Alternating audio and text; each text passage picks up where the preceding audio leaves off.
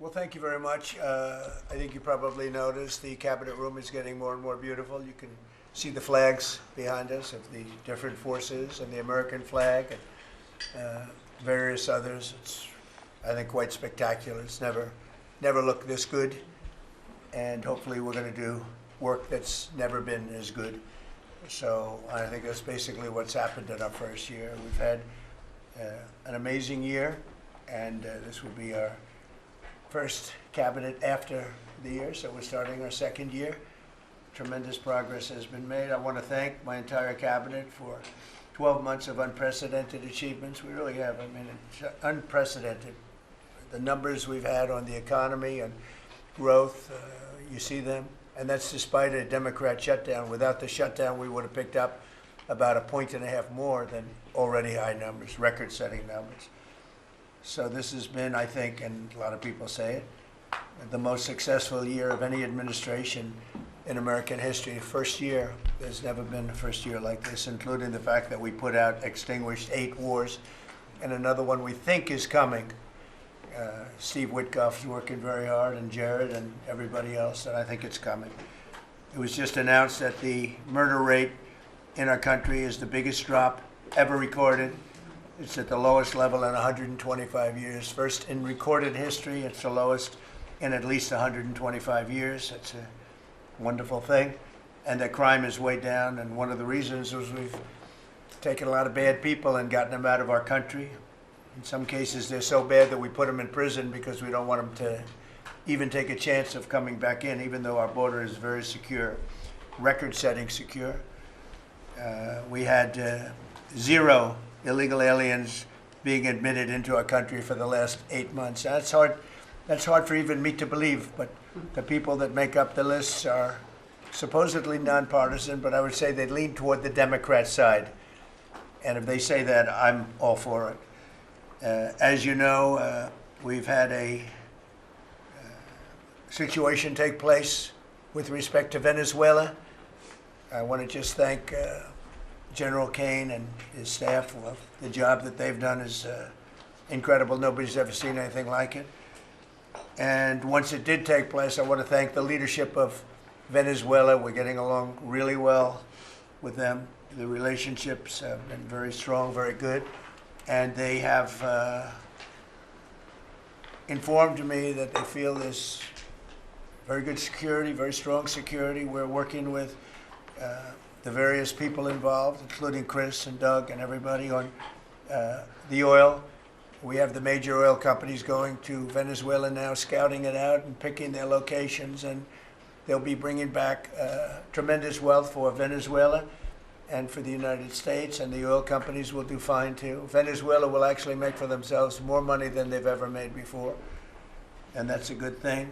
And the people of Venezuela were literally in the streets waving American flags. They were so happy. And the people in our country, like in the Doral section of Miami, which is considered Little Venezuela, they're thrilled.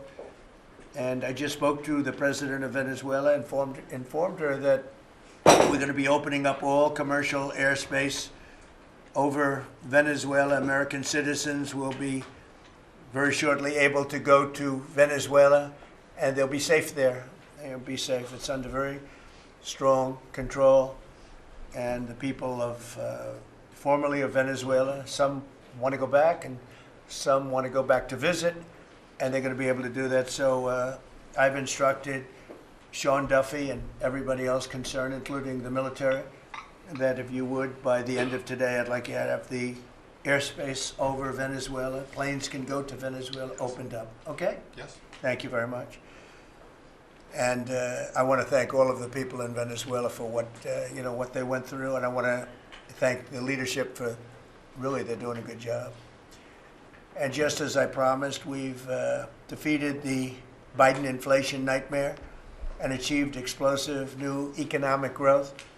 The Atlanta Fed is predicting an astounding 5.4% GDP growth in the fourth quarter, and that's despite the fact that we had a Democrat shutdown. We would have had that number would have been 7%, which is a number nobody's ever heard of. And we've been given great national security because of tariffs.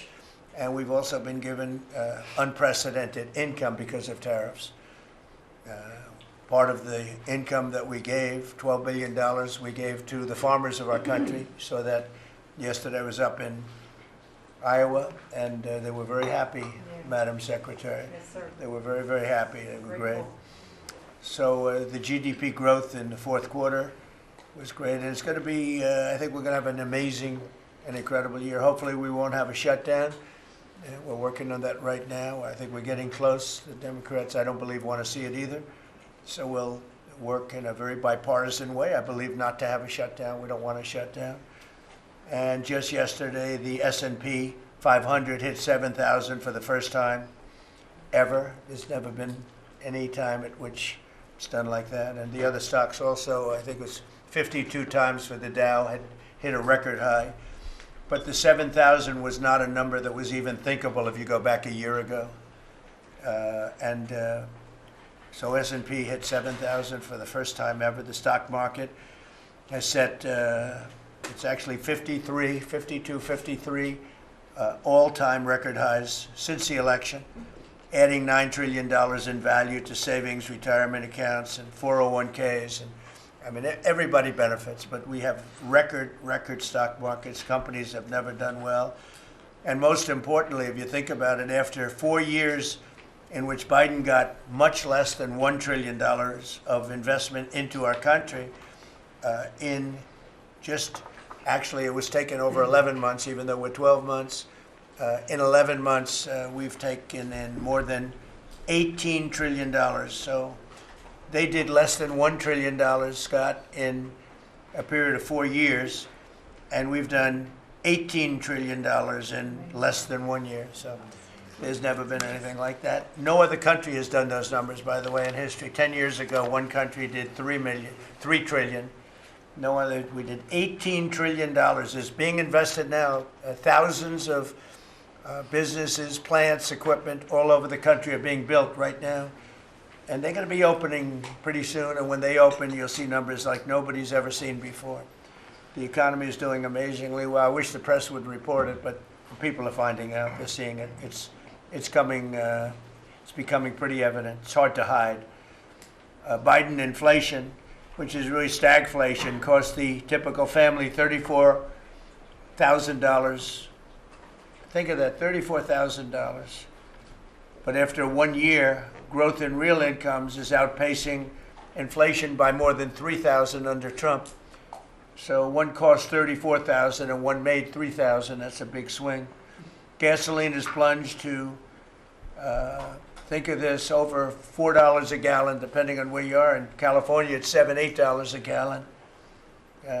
While I was in Iowa, and they had $1.85, because I had it at $1.99 a gallon. And I was corrected by two farmers that said, I just bought my gasoline for $1.85. So, Chris, you have to be doing something right, you and Doug, right?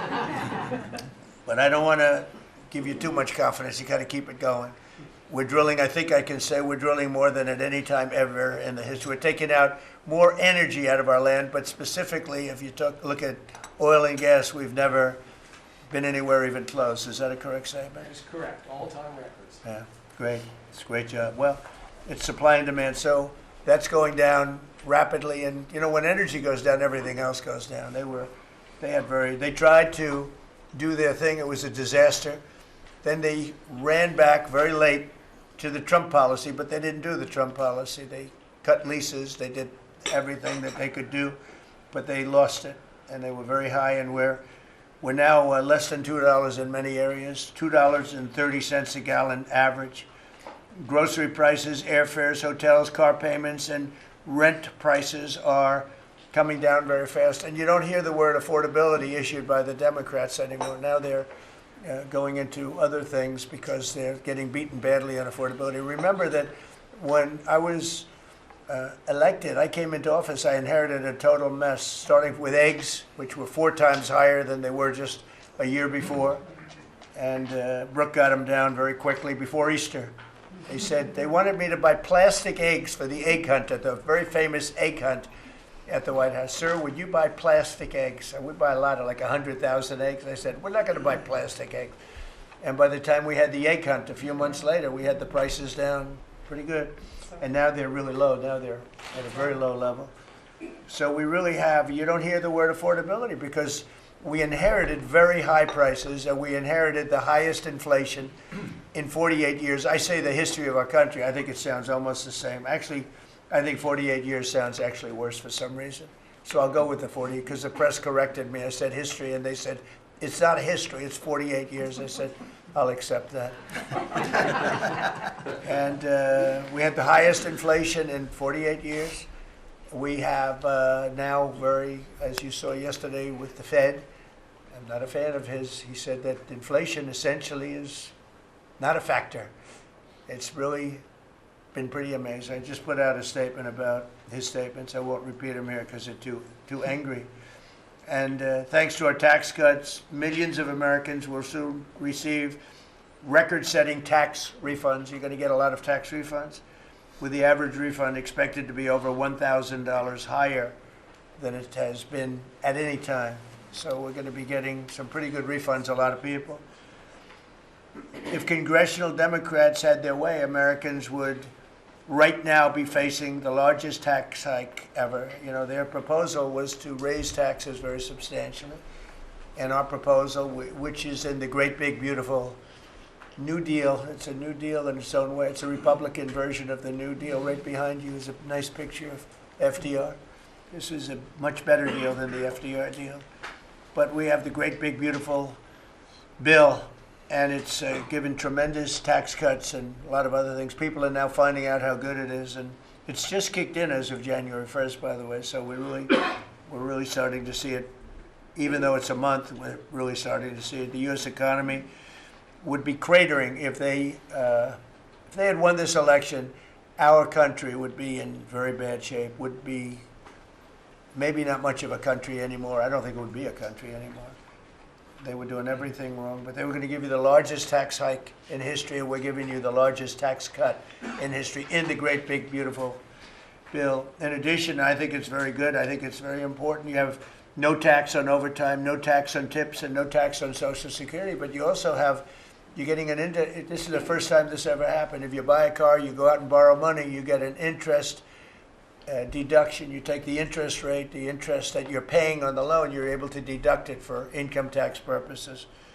So that's a first ever, and I think it's going to be great for everybody, including the car companies. I was in Detroit 3 weeks ago. I went to the Ford factory, spoke to the General Motors people. It's all the same. They're doing better than they've ever done. The factory I went to was like a World War I, earlier than World War I factory, opened up. One of the oldest buildings, but one of the biggest. And Ford was getting ready to close it a couple of years ago, and then they saw that I was doing well, and it looked like I would have a good chance of winning. And they kept it going, barely going. And last week they announced, during my visit, they announced that they're going to round the clock production. They never thought it was. I said, did you ever think? I spoke with Bill Ford and the president of Ford. They were both there, and they said, we can't even believe it. We were going to close this building 2 years ago, and now it's going round the clock. He said, we cannot. I mean, they said, we wish it was twice the size, but they're now building additional plants in the United States, as is everybody else. You have AI building, but the car companies, I love the car companies, and you have them, they're all coming back. They're coming back from Mexico, they're coming back from Canada, they're coming back from Japan, and they're coming back from Germany, all over Europe. They're coming back, they're building here because they want to avoid the tariffs. They don't want to pay the 15%, in some cases 25% tariff. Could be a lot higher than that if it wasn't working. So because of that, they're all coming back. One statistic yesterday that Scott told me is that for the first time ever, tell them about the steel in Japan, that we are now making more steel. Go ahead, please. So yesterday they reported for the first time in 26 years, the United States of America produced more steel than Japan. Wow. And that is entirely driven by your tariffs. Wow, amazing. Think of that.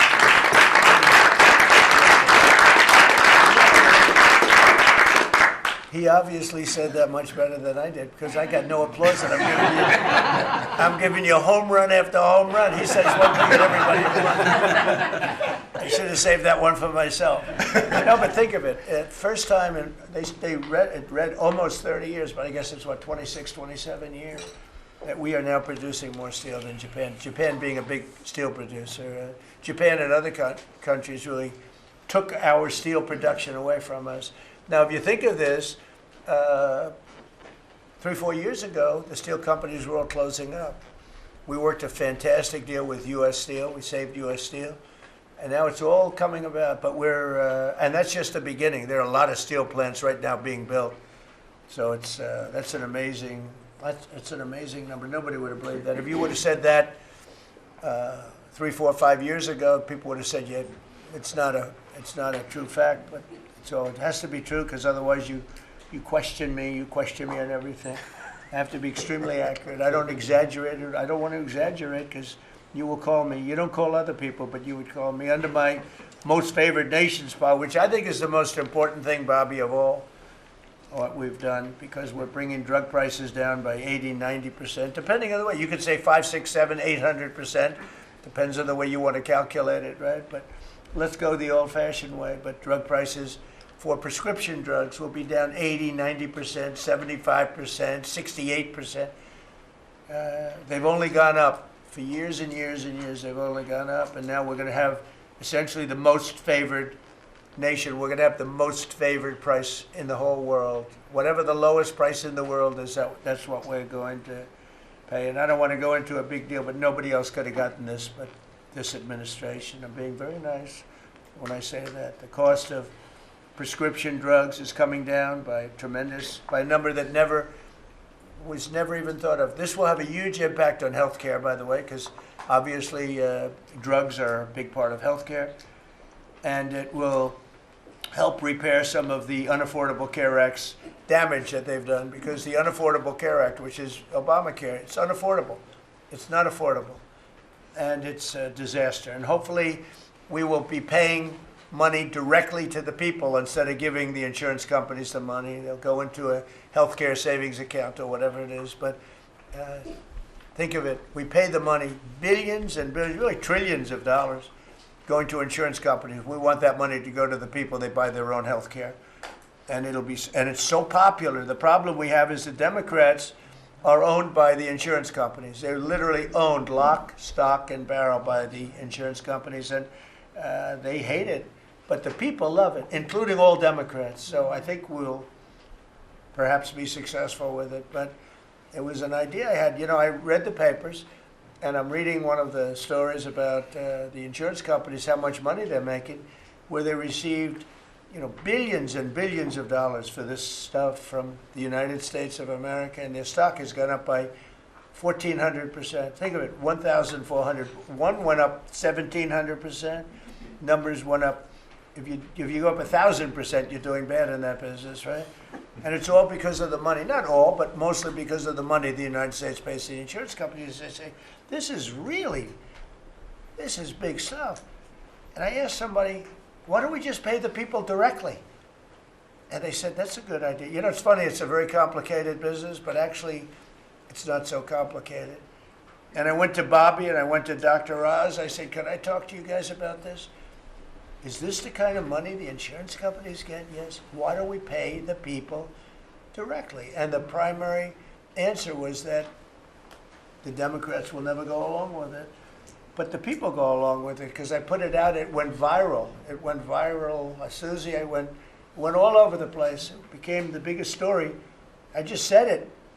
And so I think we have a great situation if we can do it. But if you think most favored nation policy for drugs will bring your drug prices down at levels. So now if they're selling a pill for $10 in London and $130 in New York, the London price will go up to $20 and we'll go down to $20. So we'll go from 130 down to 20.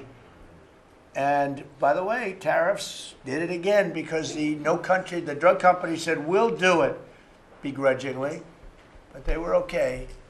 But we'll do it, but no nation's going to approve it because even if you raise the price by, like on a pill, $10 to $20, you're doubling the price of their prescription drugs. I said, no, they'll do it. And when I got them on the phone, I said, if you don't do it, we're going to charge you very substantial tariffs, more money than that's going to cost you. And they said, we'll do it. And before, I don't know that any other president even tried to do it. We can't find it. But if they did try, they wouldn't have gotten through the companies. They wouldn't have gotten through the company, and then they wouldn't have gotten through the country. I spoke with Macron. He was the first one. He was not at that time wearing sunglasses. And he said, no, Donald, I will not do this. I will not.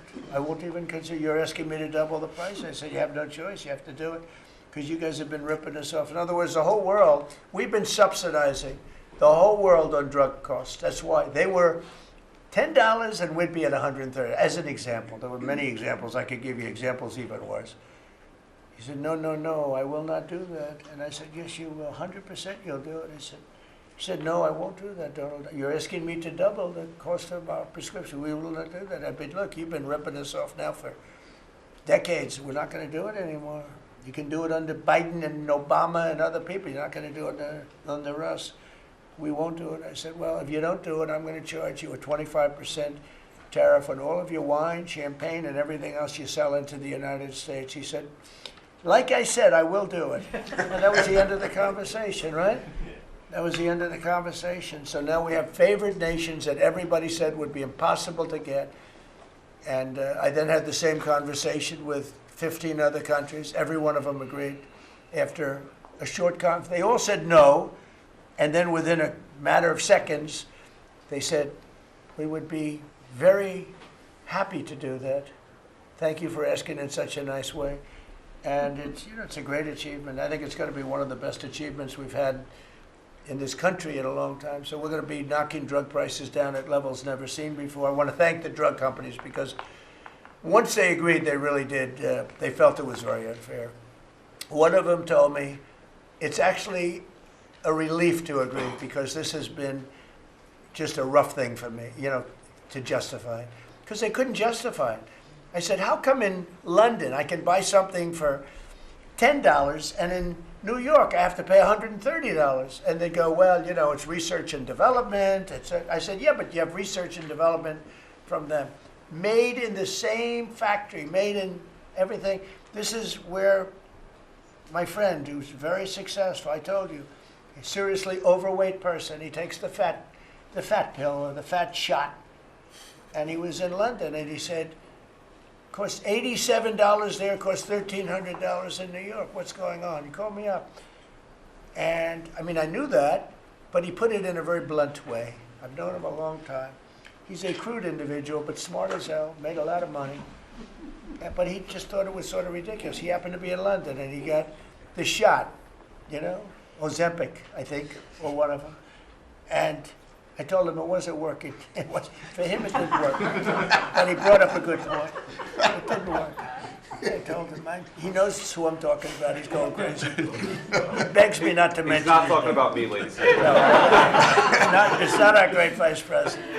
No, but he begs me not to mention his name because he's become very famous without mentioning his name. And he is actually a very well-known business person. But he did make a point. But I knew the point very well. We were always paying far more than any other nation. We were subsidizing the world. Right now, there's no more of that. So we're going to be bringing the drug prices down at numbers never seen before. It's going to have a huge impact, positive impact on healthcare. So with that, we are going to ask a couple of people to say a few words. And we're not going to go through the whole table because the last time we had a press conference, it lasted for 3 hours. And some people said he closed his eyes. Look, it got pretty boring. In all fairness, I love these people. But there's a lot of people. It was a little bit on the boring side. But I didn't sleep. I just closed them because I wanted to get the hell out of here. Some of them, I didn't sleep, by the way. I don't sleep much, let me tell you. But, it's funny. Some of them got me in a blink. When you go like, and they took me at the closed segment of my cycle. And they said, he's sleeping. And besides that, Marco, between these two guys, if I was sleeping, they'd be waking me up very soon. They'd be knocking me, come on, you gotta wake up, boss. But no, we've had great meetings. Look, we're the most transparent presidency by far, and I love going around the room, but we're gonna pick a few people. I think I would like to ask Steve if he could just give us a brief description of how well we're doing in the Middle East, because we have peace in the Middle East now. There's a couple of little minor flames that we put out very easily. And very importantly, we got our last hostage back, which is incredible. Unfortunately, this was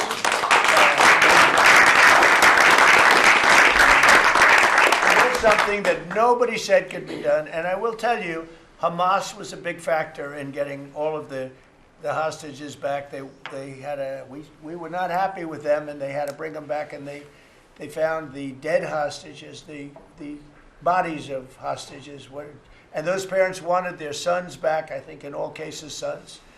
But they wanted their sons and their family. They wanted their sons back as much as the people that had living hostages that we got them back to. So we got the 20, but remember, we got hundreds back previous to that. But I always said getting those last 20 back is going to be very tough. And we got them back, and we got all of the bodies back also, which to those parents was just as important as getting back the son that was living. Steve, could you give us a little description, please?